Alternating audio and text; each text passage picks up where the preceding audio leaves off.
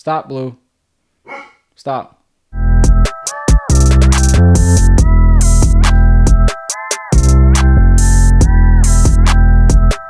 what's up, everybody? It's License to Ball Podcast, and I'm your host, Bilal Yusuf. Let's get to it. Glad to have y'all back. So, I wonder what the first topic is going to be today. Hold on, let me show y'all.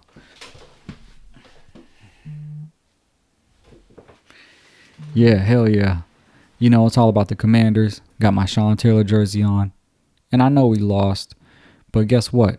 We're facing supposedly the best team in the league. So, guess what? We only lost by 1 touchdown.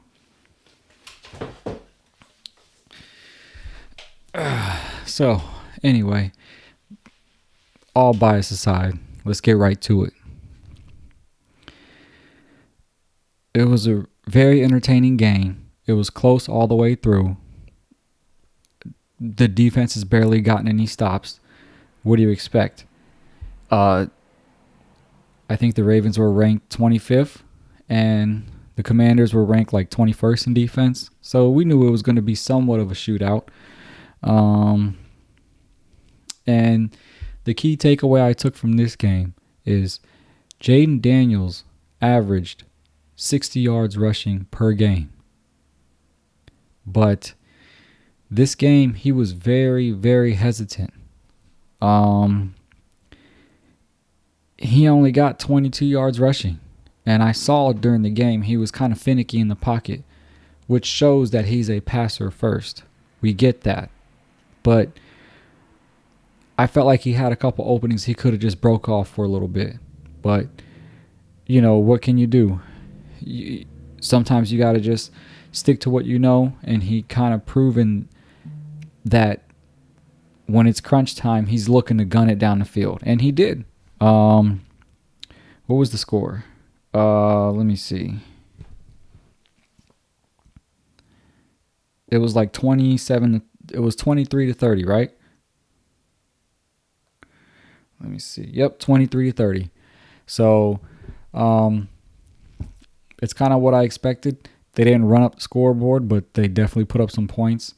And to me, the game changer was the rushing attack, led by none other than Derrick Henry. You know, Lamar only had about 40 yards rushing, but Derrick Henry had 132 yards plus 2 touchdowns. You take away one of those touchdowns, it's a tie game. And that was what made or break the overall, you know, scope of the game, especially towards the end when the Commanders were trying to get a score in. The Ravens just ended up chewing up the clock. So, you know, it was a good game. I'm glad that the Commanders show that they can compete. But their defense is glaring, and it's going to be an issue. And for the Ravens, as I said all along, their defense is going to be an issue.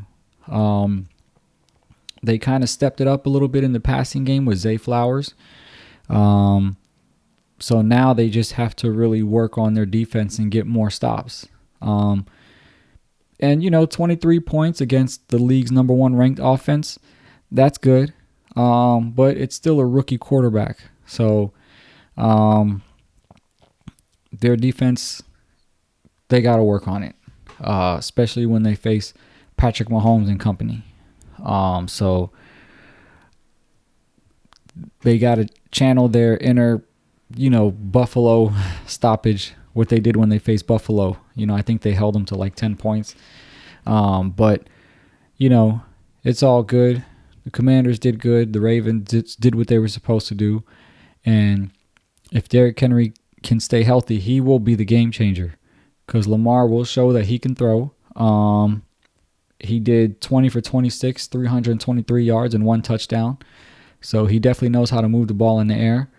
But when it comes down to the wire, you got to give it to Derrick Henry. You got to punch it in. And that's what they did against the Commanders. So as a Commanders fan, I'm not disappointed in how they performed. They did what they had to do. It's pretty much what we expected. Whoever can get the stop wins. And it looks like the Ravens got the one stop they needed. And that was it. The Commanders' defense did get an interception, so it was a very entertaining game. I kind of was on the edge of my seat, but soon as I saw Henry getting the 5-8 yard gains, it was like, okay, they're gonna chew it out, So, I'm proud of the rookie, and we'll see what happens moving forward. But we're not gonna go anywhere with that defense, and same with the Ravens. But at least the Ravens have a rushing attack. If you look at our rushing attack, I mean, what's his name? The next leading rusher was Eckler. How do you say that? 9 rushes for 21 yards. That was the next leading rusher behind Daniels, who only had 22 yards. That's unacceptable. If you're going to have a bad defense, you need a run game to kind of help you out too, and not just rely on the quarterback's arm. The fact that I'm even saying a quarterback's arm for the Commanders, I mean, I'm so happy that we have a quarterback. So, but enough about me. The Ravens doing what they got to do. I still think they're one of the top, if not the top team in the AFC. They just got to work on their defense. All right. So, next topic. What is going on in Dallas? As a Commanders fan, you love seeing Dallas turmoil, but it's like we don't know which one we're going to get. They played pretty balanced against Pittsburgh, which Pittsburgh had a top defense also. And then they come in here in the Lions and completely just tank. They just tanked. I mean, what was Dak Prescott's stats? 17 for 33, 178 yards, and 2 interceptions. That is horrendous for the highest paid quarterback in the league. I mean, their run game was non-existent too, just like the Commanders. 8 for 17, Ezekiel Elliott, and then Doodle for 5 for 25. 5 rushes for 25 yards? What is going on? Man. I don't know. Not only do they need a run defense, they also need a running game. And they need Dak Prescott to play consistently. You're starting to wonder who's at fault here. Do you think it's Jerry Jones' fault for giving these subpar players these big contracts? Or do you think it's the coach's fault for just not managing the roster well and getting them ready to play against top-tier competition? Dallas seems to do well against the below-average teams. They get the win. A win's a win, right? They don't win convincingly. I mean, I think they blew out Cleveland, if I'm not mistaken. But the minute they meet a powerhouse, they just tank, and they don't even make it competitive. Like, at least make it competitive. It's just they need either to change the coaches or Jerry Jones needs to step down, which obviously he's not going to do. But it's just like they just completely folded. And Detroit is doing what Detroit does.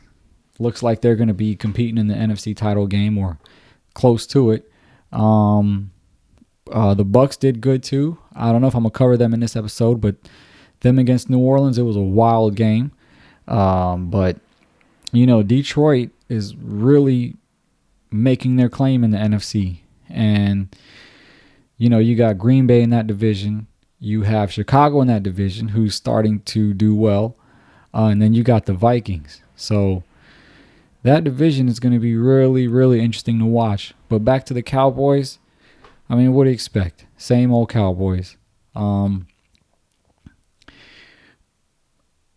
At this point, I would be surprised if McCarthy makes it to the end of the year.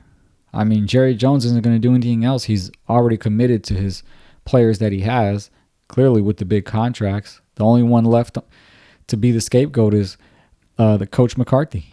So it's just typical Dallas shenanigans. We don't know what type of stuff they're on. So, I don't know. What do you guys think? What's going to happen next? You think McCarthy's going to get fired? Or maybe we could set a wager. How long do you think McCarthy will last before getting fired? 1 game, 2 games, halfway? And Jerry Jones did mention he's not even thinking about a coaching change, but I don't know what he's trying to prove by just sticking with everybody like year after year. And I'm just like, man, But, it is what it is. That's the Cowboys for you. And as a Commanders fan, I can't complain. Let them, self-destruct. All right. So next topic. Caleb Williams. If you guys remember my first episode, I asked if the Bears regretted taking Caleb Williams over Jaden Daniels. Jaden Daniels is still performing well, still putting up great numbers, winning through the air, but Caleb Williams is now performing really well also. I mean, so there's a lot to look at here, right? First, it was Carolina, the worst defense in the league. He went off. Now against Jacksonville, which is a lower tier defense, he went off. 23 for 29, 226 yards, and 4 TDs. I mean, 4 TDs, 1 interception, whatever. But this is 2 weeks in a row of him performing at a high level. I think Jacksonville was 29th coming into the game. So you got Carolina, which is the worst. I think 31 or 32. Then you got Jacksonville, which is 29. It's like, you don't want to say you're sold yet, but he's still a rookie, and he's playing against an NFL team, and he put up big numbers. So that's very, very positive outlook, as opposed to the first 3 games. He looked almost like a bust. And that's why you gotta kind of stick with it, man. You got to stick with the season. You got to stick with your quarterback. And that's why I said earlier, you can't really judge him because the coaching is bad. And I'm still not sold on the coaching. I don't think he has a great coaching environment with the Bears. But they do have a good defense. And now he can step it up. It's going to be interesting to see how he performs when he faces better competition. They face the Lions, they face the Packers, they face the Vikings. Those are very strong teams. So it'll be really interesting to see how he does against them. And, hopefully he continues to blossom as a rookie. He's from D.C. too, so, I guess he went to school there. I don't know where he's from. A lot of these high schools, they get kids from all over the country. They're like college prep schools, I guess. I think he went to Gonzaga. But anyway, that's neither here nor there. He's doing well 2 weeks in a row. Let's see what happens his next matchup.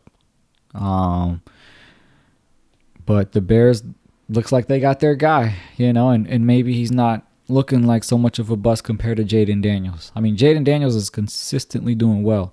But Caleb Williams is finally getting his footing, and he's doing good. Like I said, he went off. So let's see what happens. All right. So now, speaking of that conference, we got the Packers. I mean, Jordan Love is just the man. You know what I mean? He's doing really well. 22 for 32, 258 yards, 4 touchdowns, and 1 interception. Man. Hey, look. There's a reason why they paid him all that money. He sat behind Aaron Rodgers for the time he did, and now he is completely taken over the Green Bay team. Arizona's defense wasn't that great, but the thing is, Love has been doing this consistently, just like last year. I think Arizona came in 25th in team defense. So I mean, but regardless, thank goodness Love's injury wasn't that bad. Now the Packers can focus on actually competing for championships and not worrying about all the nonsense they had to deal with Aaron Rodgers. So mad love to Jordan Love. I'm sure Green Bay, all the Cheeseheads love him. He went off this game, and it'll be fun to watch these guys compete. I mean, this is a strong division. So, and as far as Arizona's concerned, it's the same old Cardinals. They show flashes of brilliance, and then they go back to just losing again. I mean, Kyler Murray played okay. I think he had 214 yards and 1 touchdown. Harrison went out with a concussion. They definitely need him back in there. Their offense is whatever, their defense is whatever. Let me see.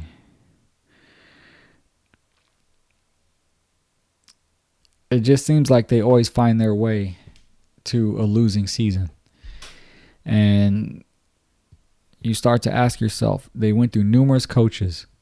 Is Kyler Murray the answer? He might not be the answer because he is very inconsistent.